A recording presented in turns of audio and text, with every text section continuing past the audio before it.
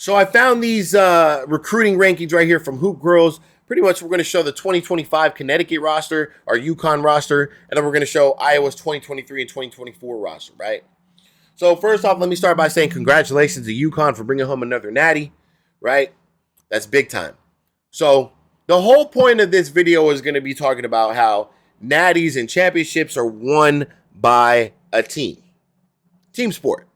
Let me just make it very clear. Without even breaking down the roster, if I gave you guys $100,000 and I said, hey, these two teams are going to face off right here. You could go based off the 2024 Iowa roster or the 2023. They're damn near identical, right? Pretty much, okay? If you were to put $100,000 without watching these two teams ever play, not knowing who Caitlin Clark is, not knowing any of these girls, you had $100,000. Based off the rankings in the roster, who are you going to put $100,000 on? And why? You're going to put $100,000 on UConn.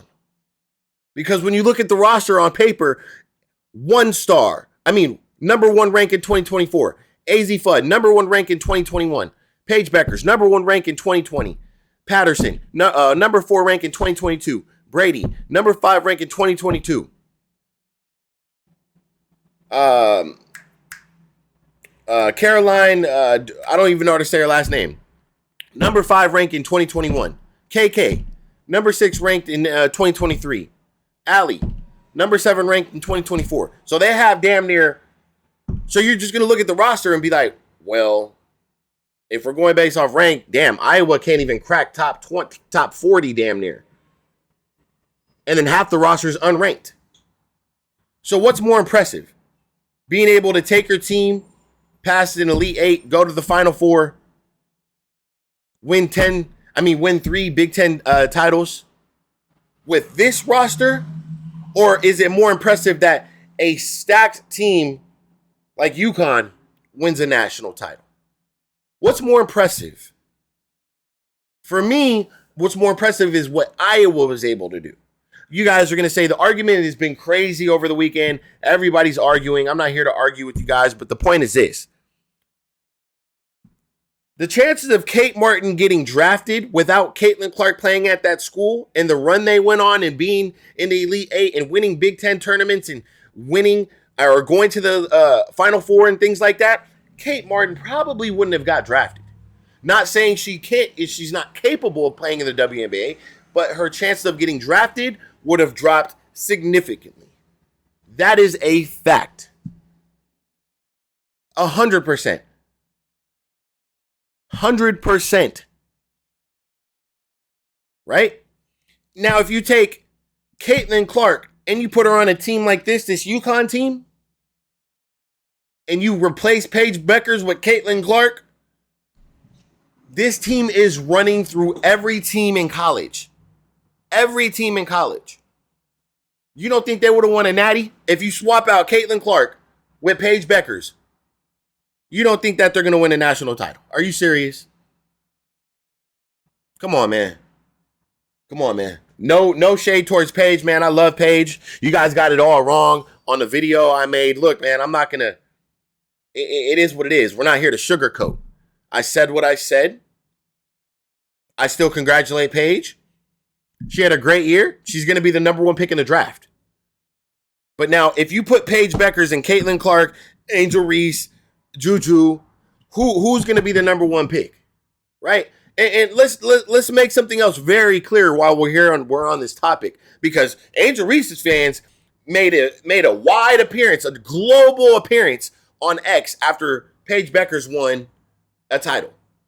And by the way, Paige Bueckers fans are Paige Bueckers fans, but now it seems that anybody who's not Caitlin Clark, now they're fans. If they're injuries, now they're fans of Paige and Juju, right? So everybody's against Caitlin Clark. She's the outlier. Okay, she's the outlier, right? Which is crazy to me. It's crazy. So,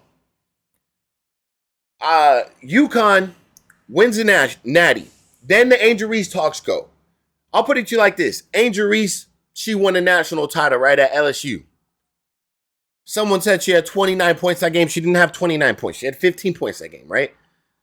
If winning a national title was so important and Angel Reese was so good and she carried that national title and all these things, why didn't she get picked number 1 in the draft?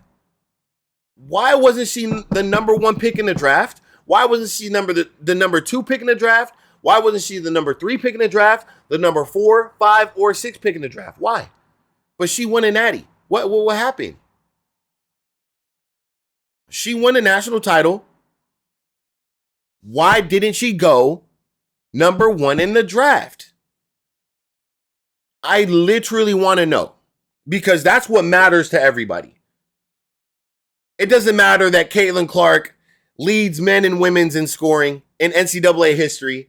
It doesn't matter that Caitlin Clark leads the NCAA tournament in scoring with only 17 games. On average, if we go by statistics, right? Since the numbers don't matter, let's just bring the numbers out. If we go on average, Caitlin Clark played 5 less games than everybody in the top 10 in NCAA scoring in the tournament.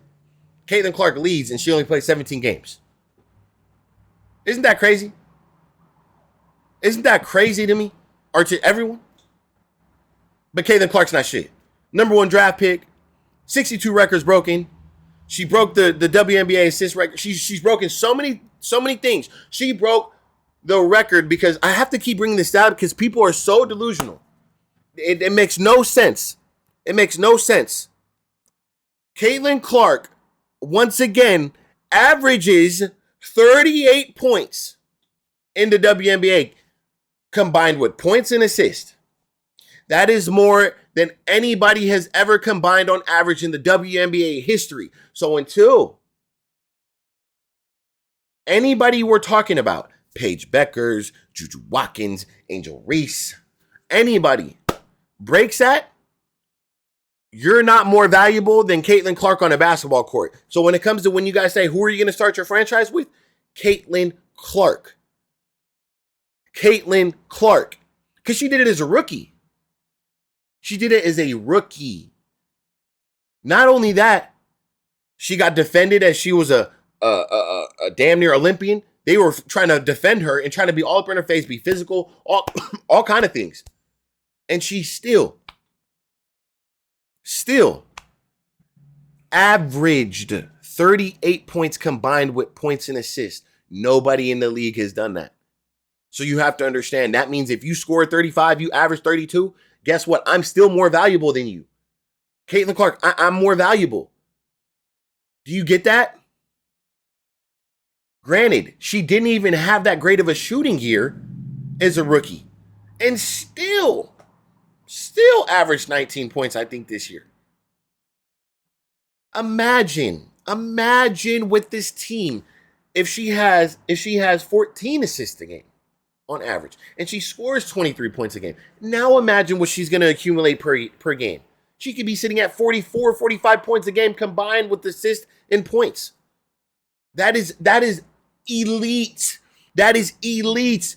That means nobody in the history of the game, Maya Moore, Tarasi, I don't care who you swoops. Nobody has averaged what Caitlin Clark averaged, and she did it as a rookie. The argument is over. It's over. Now, back to my main topic of the UConn and the right? Last thing. Put the $100,000 right now. Let me know in the comment section. Who are you putting the $100,000 based off the eye test on rankings? And tell me who has a better chance at winning a national title at the beginning of the year. If you knew who none of these girls were, you didn't know any of these girls, who are you putting your money on? That's what I really want to know. Another thing I want to know. You swap Paige Bueckers with Caitlin Clark. Are they winning a national title? Because the fans seem to think not. The people on Twitter and social media think not. I think she would. But you know what makes it even better? The fact that Caitlin Clark didn't sell out. Caitlin Clark, they said, oh, Caitlin Clark wasn't recruited by UConn. Bro, do you understand? Gino wishes he had Caitlin Clark. Wishes. Any coach, you'd be a fool to say, oh, I don't want Caitlin Clark. After what she did, I'm saying after what she did, you'd be a fool. You don't think Don Staley would love to coach Caitlin Clark? Kim Mulkey, you don't think they'd love to coach Caitlin Clark? You don't think Gino, after he already stated, do I need to bring it up? He already stated he would love to coach Caitlin Clark. He stated it. So, I think when it comes to Caitlin, what makes her so special to me, and I always say this, and if you go watch my videos from a year ago, Caitlin Clark has done what she's done with the hand she's been dealt with. She's not begging for recruits to come in. She didn't go sell out to her city where she's from and leave. She didn't go to UConn. She didn't go to any of these big schools. She could have went anywhere damn near. She stood at Iowa, a smaller D1 school who wasn't projected to win any type of any of this, and did it with what she had at Iowa, which is a 39 rank, a 45 rank, a 76 rank, 84 rank, 89 rank, and damn near 92, and then half the damn roster unranked. She was the only one who was top 40 pretty much in rankings. This is an Olympic team right here, damn near. An all-star team at UConn. So it makes Caitlin special. Same with Indiana Fever last year. They were the worst team damn near in the league almost. They only won 11 games last year. The year before that. Previous year. You did what you did with the hands you were dealt. Caitlin Clark got drafted there. She didn't choose to go there. And she did what she did with those girls. With Kelsey Mitchell, who's a baller. Lexi Hall and the rest of the girls, AB and stuff like that. And they did what they did. They went out. Did exactly what Iowa did. Because at the beginning of the year, you would have looked at the Indiana Fever team just how we would look at this Iowa team on paper and be like, you guys aren't going nowhere. You guys aren't making the playoffs. You guys aren't making the Final 8 or Elite 4. I mean, Elite 8 or Final 4. You guys aren't winning the Big Ten championship. No. But guess what they did last year? Caitlin Clark took those girls, and it wasn't just took those girls. They all contributed to winning, including Chrissy Sides. Yes, I give credit where it's due. Second-year coach in the league. Yeah, she's not perfect, but hey, they won ball games. And guess what? That's why she was the bigger topic, and that's why she's going to be on TV again, because she was the underdog last year. Remember, everybody said she's not going to it's not going to translate. It's going to take time. All this stuff, which it took a little time. But once she got her way, she figured out it's over. Did what she did with who she had. And they were going out there and beating teams that they were not supposed to beat. Teams who the roster looks like this. The Storm, the everybody else, who they weren't supposed to beat. The top 6 teams in the league. What'd she do? She did it with the hand she was dealt again. And she's going to do it time after time and time again. And that's what makes her so special to me. She never putting her team under the bus. She's never calling out her teammates. She's never nothing. I think I got to do this. I think I got to do that. I think I got to do this. I think I need to be better with this. I think I need to be accountable in every aspect. Knocks out interviews. Always in the gym. Speaks highly. Carries herself well. Dresses professionally. Dresses for the occasion. Plays tough. There's so many reasons that attract fans like myself to Caitlin Clark. There's so many reasons. And I'm missing so many, and I could go on and on and on about the reasoning of why she's attracting the fan base she does. So that's what makes it special. So I'm gonna end it right here, man. Like I said, just take a look at when it comes to this right here, the actual facts, the rankings, right? A lot of you guys saying, "Oh, she wasn't built for the moment. Caitlin Clark wasn't this. She couldn't put her team on her back and do this." It's a team sport, man. You're talking about a team who's fully loaded versus a team who, come on, man. There's no comparison. I know Caitlin Clark's a standard. I get it, but let's be honest now, man. So that's what I got. I appreciate you guys for watching. Let me know what you guys think about the video. I do have another one coming up for you guys about the ratings and things like that. The ratings, a lot of people talking about the ratings got it completely wrong. So I'm going to drop some for you guys, and I can catch you guys on the next one, and I'm out.